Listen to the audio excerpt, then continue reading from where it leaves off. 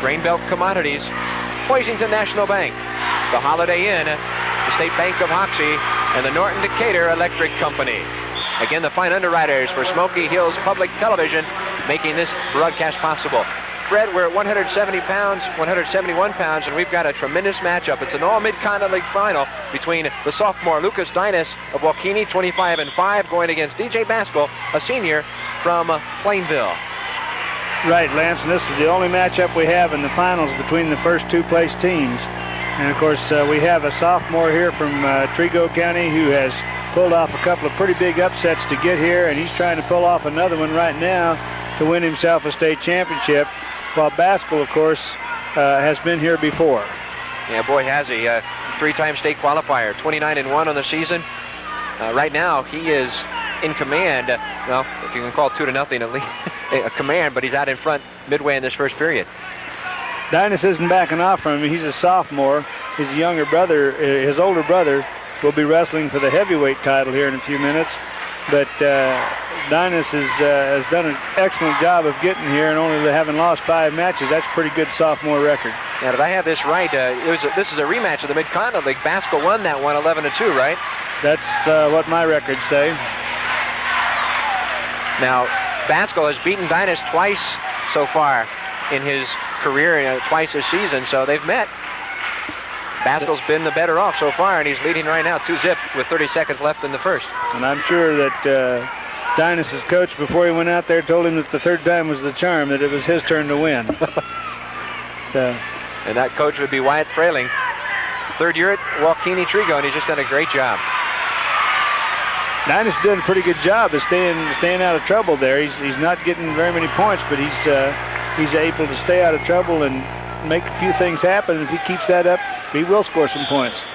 Well, Dinas in the semifinals upset a good wrestler, a senior, Dane Garrett from Hoxie, to get to this point, and that was in overtime, a 4-2 decision. So we called him a dark horse coming in, but he's got to definitely be someone you wouldn't expect to be at this point. So pleasant surprise for the Golden Eagles. Well, as I recall, it was expected that Garrett would wrestle Basgall for the championship. So you definitely have to consider that an upset. First period is over, 2-0. Basgall out in front, the senior from Plainville. He's underneath in the black singlet, rolls out, and is he going to get it? He's got his escape. Now he's coming in for the takedown to make it a 3-pointer. And he's got that. A lot of experience going to work right there.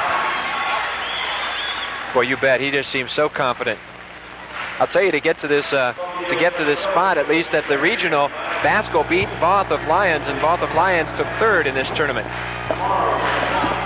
Both is not a bad wrestler either, so Basgall gets there legitimately. He's been, as you said, here at the state tournament before, and he's, of course, wrestled in that tough MCL all year, and he's got a lot of good experience behind him. And, of course, he's got excellent coaching in Brad Fredrickson, a former state champion himself. A lot of Overland. these ex-wrestlers end up coaching, don't they? What else is there for an ex-wrestler to do? That's right. Commercials. We're a tight match here, but it's 5-0. Again, Basgall in control, got 3 more points, and he's leading over Dinas. 42 seconds left in the second period. Hey, you mentioned that a lot of these ex-wrestlers go into coaching. You know, there is no professional wrestling that's real. Mm-hmm. All we have is the actors going through their thing. And many of those guys were former wrestlers, but there is no real legitimate professional wrestling. Of course, Basgall's got that cradle now. Got Dinas on his back.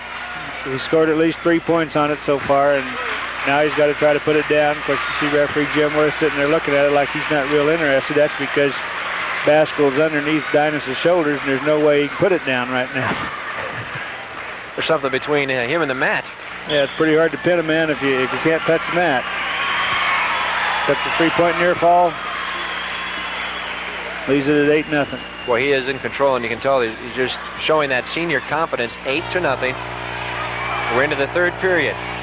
And Waukegan Trego, the Mid-Continent League champs, followed by Hill City, Stockton, Phillipsburg, and Plainville. Ellis right there.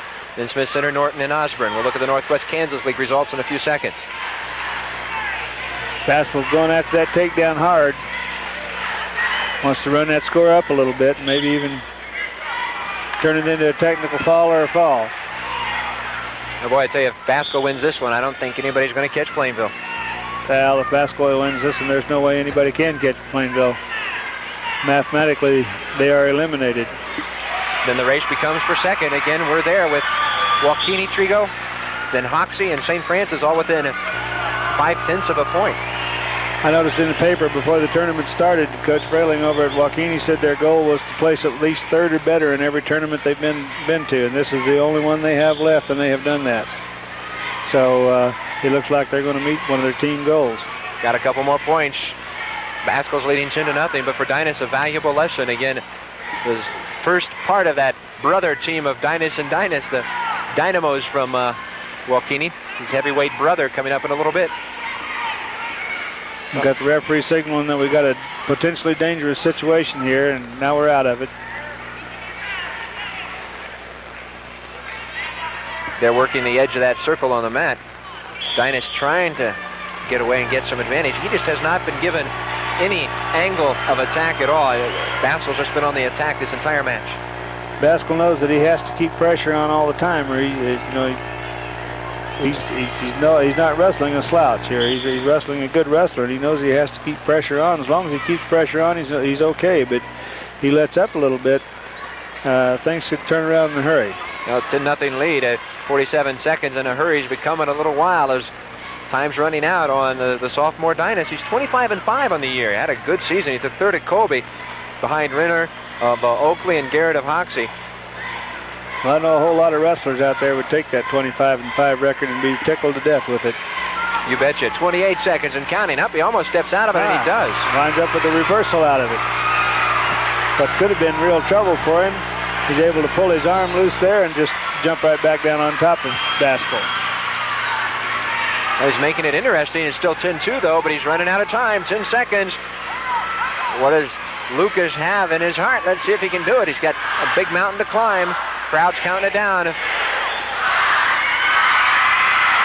That's got to be considered some kind of a moral victory for Dynas, simply because he was able to go the distance and do a good job against an excellent wrestler.